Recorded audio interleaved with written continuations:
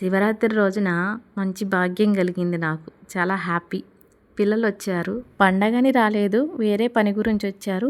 పండగ కూడా చూసుకున్నారు. ఇక పండగ రోజు పూల మొక్కలు వేస్తున్నాం. పూజకైనా 4 పువ్వులు ఉంటే చాలని పిల్లల కోసమని వామాకు బజ్జీలు చేశాను. పిల్లలు వచ్చి వెళ్తుంటే లియోగాడు బాధ అంతా ఇంత కాదు. పాపం వీడు 2 రోజులు ఇట్లానే ఉంటాడు. మన ఫ్యామిలీ అందరికీ శుభోదయం, శుభ సోమవారం. ప్రతి శివరాత్రికి మేము నీలాద్రి గుడికి వెళ్తాము, కానీ స్వామివారి దర్శనం మాత్రం ఎప్పుడూ కలిగేది కాదు. అంటే మా తప్పేలేండి, ఎప్పుడో మాకు కుదిరినప్పుడు మేము అనుకున్నప్పుడు వెళ్ళేవాళ్ళం. 7:00కో 8:00కో 9:00కో అలా వెళ్ళడం వల్ల శివరాత్రి అంటే గుడికి వెళ్తుంటాం కాబట్టి టైం గడిచే కొంది జనాలు ఎక్కువైపోయి దర్శనానికి అస్సలు కుదిరేది కాదు. ఈసారి ఎలాగైనా స్వామివారిని దర్శనం చేసుకోవాలని ముందే మేల్కొని 4:30 కల్లా బయలుదేరాం. ఎప్పుడు బండికి వెళ్ళేవాళ్ళం, ఈసారి ఆటోకి వెళ్తున్నాం ఎందుకంటే పిల్లలు వచ్చి. ఇంతకుముందు 2-3 వీడియోల్లో చెప్పాను, నీలాద్రీశ్వరుడు అంటే అడవిలో ఉంటారండి. చాలా దూరం అడవిలోనే వెళ్ళాలి. ఇక చుట్టూ ఊర్లు ఇల్లు ఏముండవు, మొత్తం ఎటు చూసినా అడవే కనిపిస్తుంది. మేమే పెద్దలాడు వెళ్ళామనుకున్నామా, మాకంటే ఇంకా చాలా ముందు వెళ్ళిన వాళ్ళు చాలామంది ఉన్నారు. ఎప్పుడు కూడా గుడికి దగ్గరలోకి వెళ్ళేవాళ్ళం బండి వేసుకొని వెళ్తే. ఈసారి ఆటో కదా, దూరంగా ఆపారు. ఎందుకంటే ఉండే కొంది ఆటోలు బండ్లు కార్లు ఎక్కువైపోతుంటాయి, ముందుకెళ్తే ఇబ్బంది అవుతుంటుందని ఇక పోలీసులు అక్కడ ఆఫ్ చేశారు. ఆటో అక్కడ పెట్టేసి మేము కొంచెం దూరం నడిచి వెళ్ళాము. ఇదిగోండి స్వామివారి దగ్గరికి వచ్చేసాము. చీకటి కదా, గుడి దగ్గర అంతా కూడా లైట్లతో అసలు దగదగ మెరిచిపోతుంది. ఎప్పుడు ఇంత చీకట్లో మేము రాలేదు. ఇంటి దగ్గర అంత పెందలాడి బయలుదేరినా ఇక్కడికి వచ్చేసరికి తెల్లారిద్ది ఎప్పుడు, కానీ ఈసారి తెల్లారలేదు. ఇక మేమే ముందు మేల్కొన్నాము గుడి దగ్గరికి రావడానికి అనుకున్నాను, కానీ మాకంటే ముందు చాలామంది ఇంకా ఏ టయానికి మేల్కొన్నారు వచ్చారు. అప్పటికి మా ముందు ఉన్న జనాలే కదండి, ఇంకా పక్కన 2 క్యూలు ఉన్నాయి, చాలా పొడవుగా ఉన్నాయి.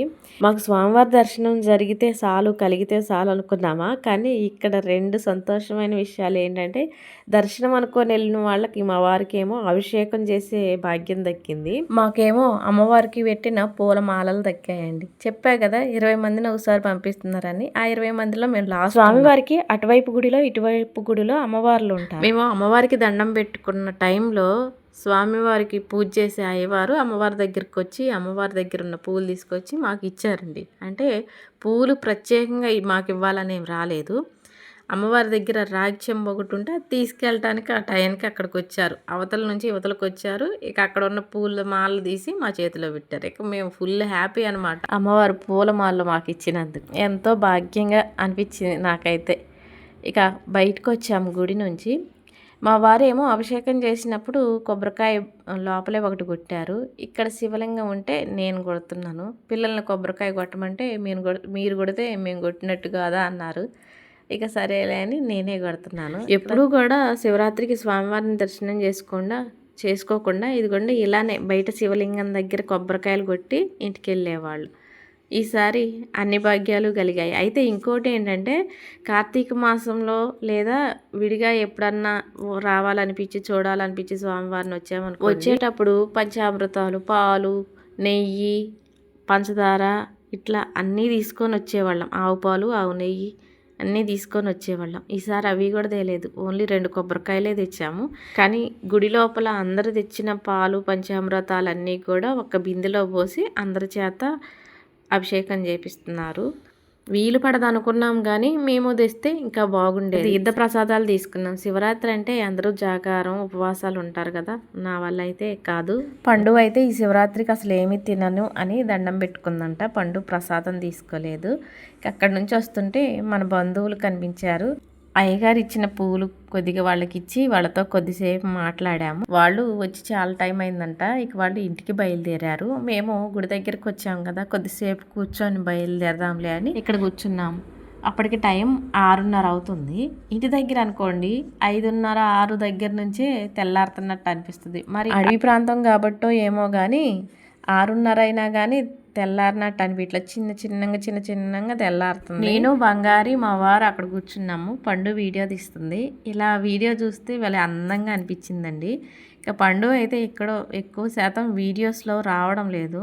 తను ఇష్టపడట్లేదు. ఎందుకంటే కొంతమంది తన డ్రెస్ గురించి మాట్లాడుతున్నారు. ఆడపిల్లని ఆడపిల్లలాగా పెంచండి, ఫైన్ షర్ట్లు ఎందుకు అని అంటున్నారు. ఫైన్ షర్ట్లు వేసుకుంటుంది తప్పితే పిచ్చి పిచ్చి బట్టలు అసలు ఏం వేసుకోదు. అందుకైతే చీర కట్టుకుంటుంది, లంగావోణి వేసుకుంటుంది. కానీ పిచ్చి పిచ్చి బట్టలు ఎంత హైదరాబాద్లో ఉన్నా కానీ పిచ్చి పిచ్చి బట్టలు వేసుకోదు. ఇప్పుడు మా పెద్ద పాప ఉంది చూసారా, ఎక్కువ ఫ్రాగులు పంజాబ్ డ్రెస్సులు వేస్తుంటారు తప్పితే ఏవి పడితే అవి వేయరు.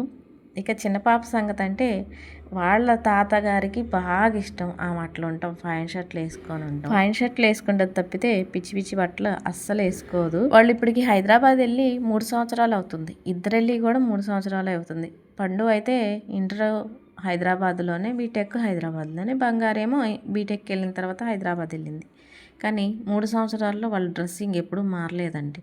ఇంటి దగ్గర ఎలా ఉన్నారో అలానే ఉన్నారు. ఇంకోటి ప్యాంట్ షర్ట్ వేసుకున్న జడ వేసుకోవచ్చు కదా అని, తనకు కొంచెం చదువులో ఇంట్రెస్ట్ ఎక్కువగానే చూపించింది. జడ వేసుకునే టైంలో కొద్దిసేపు చదువుకోవచ్చు కదా అని అంటదనమాట.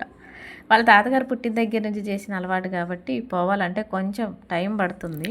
పోతుందిలేండి, అలవాటు పోతుంది. బీటెక్ అయిపోయేసరికి అలవాటు పోతుంది. ఇక్కడ స్వామివారి దగ్గరికి ఒక గోమాత వస్తారండి, చూడండి, మీరు కూడా చూడండి.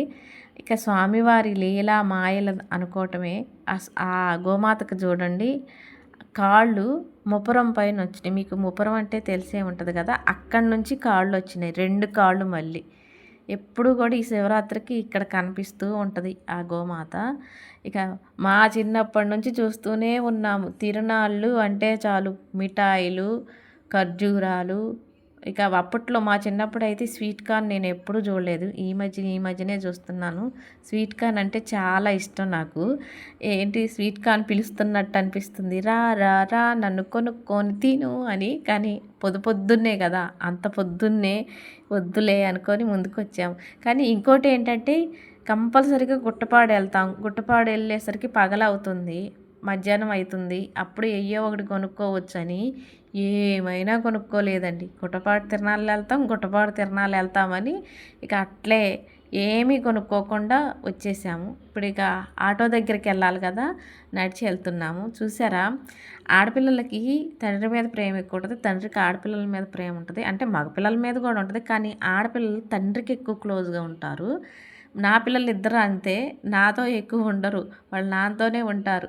ఎక్కడికన్నా వెళ్ళామంటే వాళ్ళు ముగ్గురే ప్రపంచం. ఇక నేను కావాలని పోయి వాళ్ళ మధ్యలో దూరాలు తప్పితే నన్ను అయితే కలుపుకోరు. ఆ విషయంలో నేను ఫీల్ అవ్వనులేండి, ఎందుకంటే నేను కూడా నాన్న కుచ్చినే కదా. నేను మా అమ్మతో ఎక్కువ ఉండను, నాన్నతోనే ఎక్కువగా సరదాగా మాట్లాడటం. కానీ నాన్న ఒక వారం రోజులు మా ఇంటికి రాకపోతే ఎప్పుడెప్పుడు వస్తాడని ఎదురు చూడటం, లేదా నాకు చూడాలనిపించి ఎమ్మటనే వెళ్ళటం ఇది చేస్తుంటాను. కాబట్టి నాకు లెక్కే నా పిల్లలు వాళ్ళ నానంటే ఇష్టం ఎక్కువ అనుకుంటాను. ఇక ఇప్పుడు ఈ వీడియో శివరాత్రి రోజు సాయంత్రం వీడియో. పూల మొక్కలు వేద్దాం పైన డాబా పైన అని వెళ్తున్నాం. ఏది శివరాత్రి రోజు గుర్తుగా ఉంటుంది. ఎప్పుడో తీసుకొచ్చానండి, నందివర్ధన మొక్క, 100 వరాల మొక్క తీసుకొచ్చాను. ఇప్పటికీ వేయాలంటే వేయటానికి మట్టి లేక వేయలేదు. ఇప్పుడిప్పుడే మట్టి కొద్దిగా తెచ్చుకుంటున్నాను. పూల మొక్కలు కొంతమంది కుండీళ్ళల్లో వేస్తారు, కొంతమంది ఏమో బకెట్లలో పగిలిపోయిన మంచినీళ్ళ క్యాన్లో వేస్తారు కదా. ఆ రెండో రకం నేననమాట.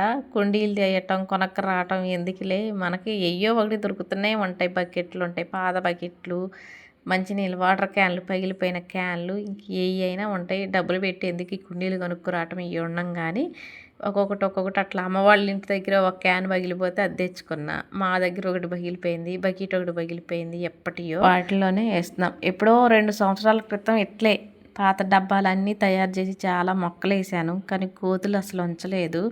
ఈసారి లియోగాడు ఉండ కదా, అప్పుడప్పుడు కింద ఉండి అరుస్తున్నా కోతులు దగ్గరికి రావట్లేదు. ఈ మధ్యన కొంచెం తాకిడి దక్కిందిలేండి. లియోగాడు వచ్చిన తర్వాత వాడు అరుపుకోయేమో కానీ చాలా వరకు కోతులు రావడం తగ్గింది.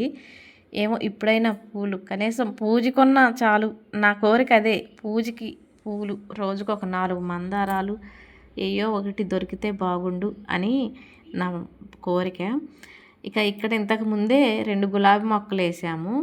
మీకు తెలుసు కదా, ఒక గులాబీ మొక్క 10 పూల దాకా, ఒక్కొక్క మండకి 10 మొగ్గల దాకా వచ్చినాయి అని చూపించాను కదా. ఆ గులాబీ ఒకటి, ఎరుపు గులాబీ. ఈ 2 గులాబీ మొక్కలు ఆ మూలకు ఒకటి ఉంది, ఈ మూలకు ఒకటి ఉంది. దగ్గర అయితే చూడడానికి కూడా బాగుంటుందని ఇద్దరం కలిసి తీసుకుని ఈ గులాబీ మొక్క పక్కన పెట్టేశాము. బంగారేమో పగిలిపోయిన క్యాన్లో మట్టి ఎత్తుతుంది. మొన్న మనవరాళ్ళు ఆడుకున్నారు కదా మట్టి, ఆ మట్టి ఆ డబ్బాలోకి ఎత్తేస్తుంది. అసలైతే ఏ పూల మొక్కలైనా సరే నేల మీద వేసినంత మంచిగా చెట్లు పెరగవు. పూలు అయినా కాయలైనా ఇలా డబ్బీల్లో వేయటం వల్ల ఏదో ఒక పువ్వు అర పువ్వు పూస్తాయి తప్పితే మంచిగా పెరిగి మంచిగా పూలు పుయ్యవు. కాకపోతే పర్లేదు, ఆ ఒక్క పువ్వు పూసినా చాలులే అని వీటిల్లో వేస్తున్నాను. ఇప్పుడు బంగారు తీసేది మందారం మొక్క. 2 రకాల మందారం మొక్కలు తెచ్చానండి. ఒకటేమో ఎరుపు, ఒకటి ఇంకోటి ఏదో రకం అని చెప్పింది అమ్మ. కొనుక్కొచ్చినాయి కాదు మందారం మొక్కలు, అమ్మే అంటుగట్టింది.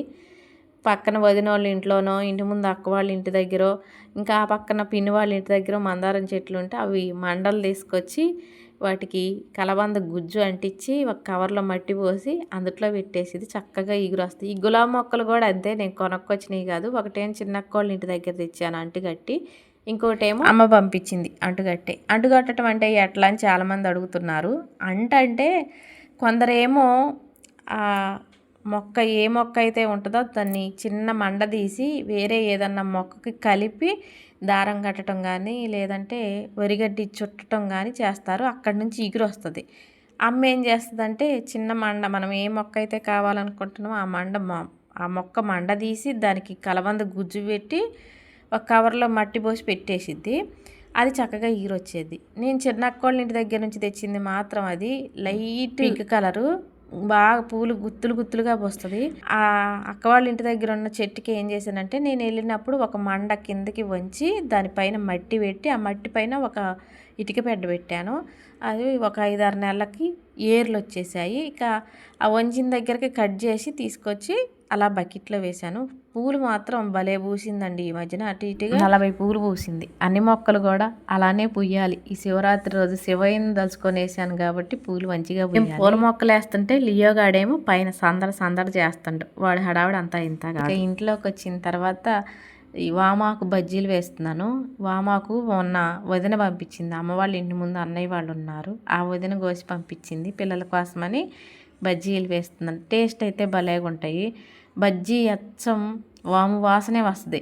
వామాకు అంటే వాము చెట్టు ఈ చెట్టు నుంచే వాము వస్తుంది అనుకుంటాం కానీ నేను అనుకున్నాను ఆ చెట్టు నుంచే వాము వస్తుంది అనుకున్నాను కానీ కాకపోతే అసలు వాము వచ్చేది ఆ మొక్క నుంచి కాదు.